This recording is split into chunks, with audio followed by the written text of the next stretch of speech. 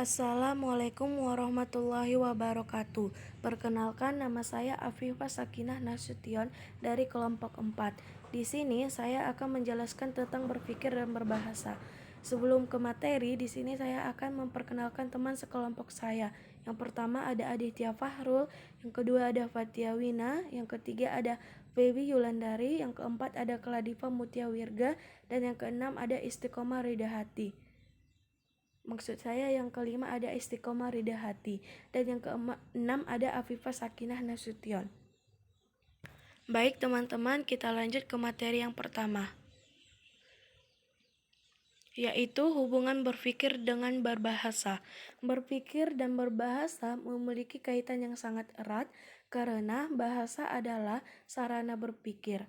Bahasa adalah suatu sistem lambang berupa bunyi yang bersifat arbitrer yang digunakan masyarakat untuk bekerja, berkomunikasi, dan mengidentifikasi diri. Sebagai suatu sistem bahasa terbentuk oleh suatu aturan kaidah atau pola-pola tertentu, baik dalam bidang tata bunyi, tata bentuk kata, atau maupun tata kalimat.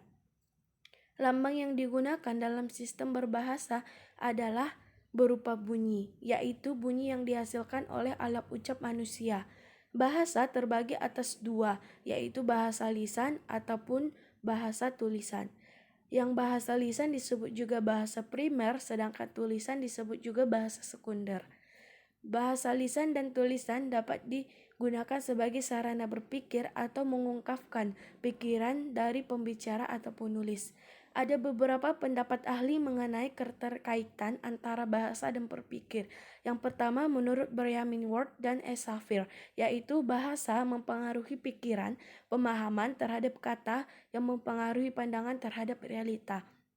Yang kedua menurut Benjamin Vygotsky, yaitu bahasa dan pikiran mempengaruhi kata-kata adalah bentuk pemberian pakaian pada realita faktual yang terjadi secara nyata. Yang kedua ada perkembangan bahasa. Bicara adalah bahasa lisan yang merupakan bentuk yang paling efektif untuk berkomunikasi dan paling penting serta paling banyak dipergunakan. Perkembangan bahasa tersebut selalu meningkat sesuai dengan meningkatnya usia anak.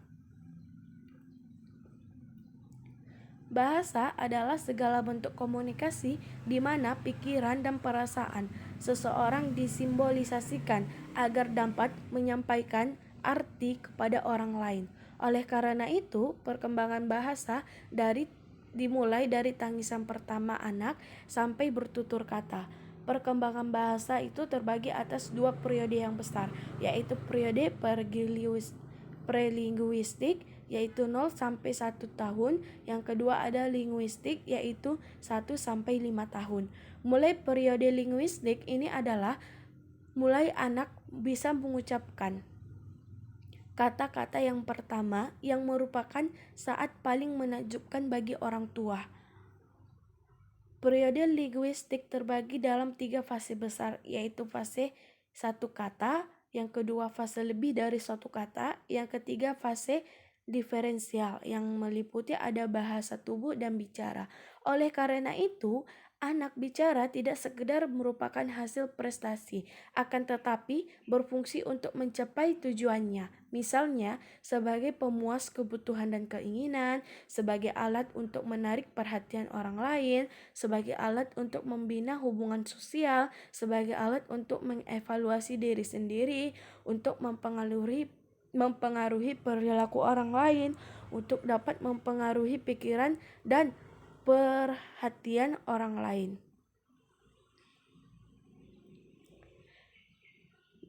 Yang ketiga ada pemecahan masalah. Pemecahan masalah adalah suatu tindakan yang dilakukan untuk menyelesaikan suatu permasalahan dengan cara mendefinisikan masalah, menentukan penyebab utama dari suatu permasalahan, mencari sebuah solusi dan alternatif untuk pemecahan masalah, dan mengimplementasikan solusi tersebut sampai masalah benar-benar dapat terselesaikan. Ada 4 langkah dasar yang perlu kita pahami dan kuasai dari proses pemecahan masalah. Di antaranya, definisikan masalah yang ada, mencari solusi alternatif. Yang ketiga, evaluasi dan pilihan solusi alternatif yang ada. Yang keempat, Coba untuk terapkan tindak lanjuti solusinya. Baiklah teman-teman, sekian dari penjelasan saya tentang berpikir dan berbahasa. Maaf jika ada ucapan ataupun kalimat yang salah. Wabillahi taufik wal hidayah. Assalamualaikum warahmatullahi wabarakatuh.